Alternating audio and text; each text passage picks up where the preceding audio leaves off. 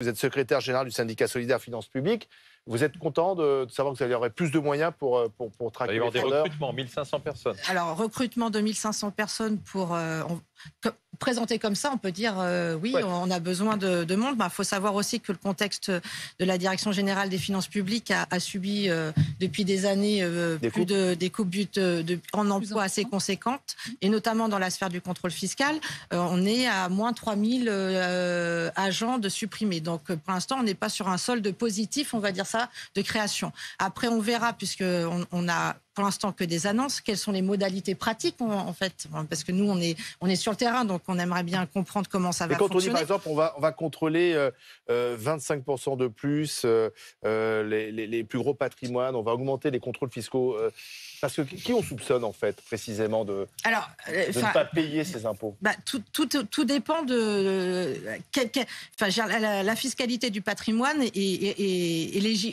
suit des lois bien particulières, etc. Donc, effectivement, plus on est riche, plus on a une détention de patrimoine qui est conséquent.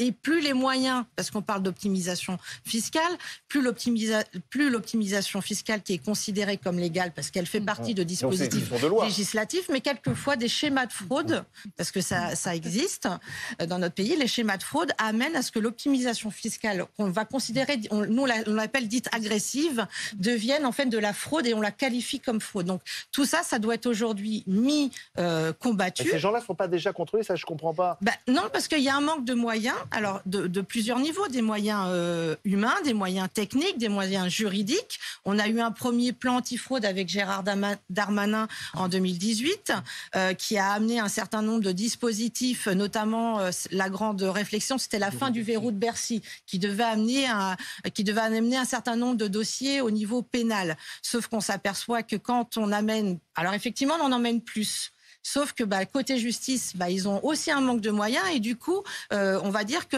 ça n'aboutit pas de façon concrète. Alors nous, ce qu'on réclame, c'est que la fraude et l'évasion, c'est un coût budgétaire. C'est pour les caisses de l'État, c'est un manque à gagner que nous on a évalué à 80 à 100 milliards. Oui, alors les chiffres, pardon, je vous arrête. Les chiffres, alors, on va entre 30 et 100 milliards. Oui, mais justement, moi je vais dire que le côté positif de ce plan anti-fraude, c'est qu'on va avoir un conseil à l'évaluation. Donc moi j'ai envie de dire, chiche, faisons-le ce conseil à l'évaluation, et voyons. Et après, parce qu'une fois qu'on a évalué, il faut savoir quels sont les schémas de fraude et sur quels moyens on met en face pour lutter contre une question précise, par exemple, Sophie de Menton, disons, on va regarder les entreprises du CAC 40 et sont nos champions. Si je vous dis Total, c'est un fraudeur fiscal, vous me dites oui ou non?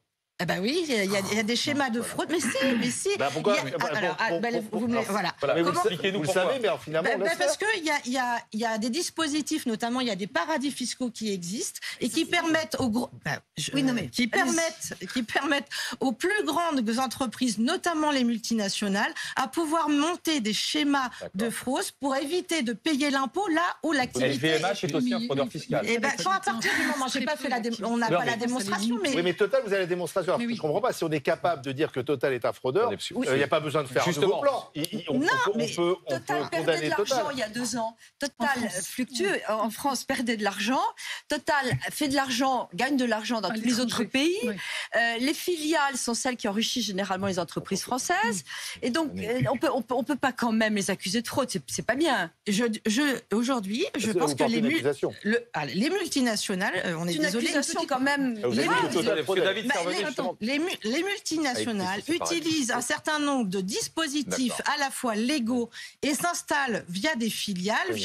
Je pense qu'on a assez eu des Panama Papers.